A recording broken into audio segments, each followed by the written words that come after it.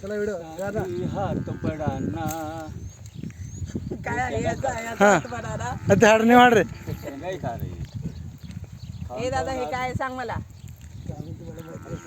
दादा काय रे तो शेतकरी याचा मैं कितने याला काय म्हणतात करस करस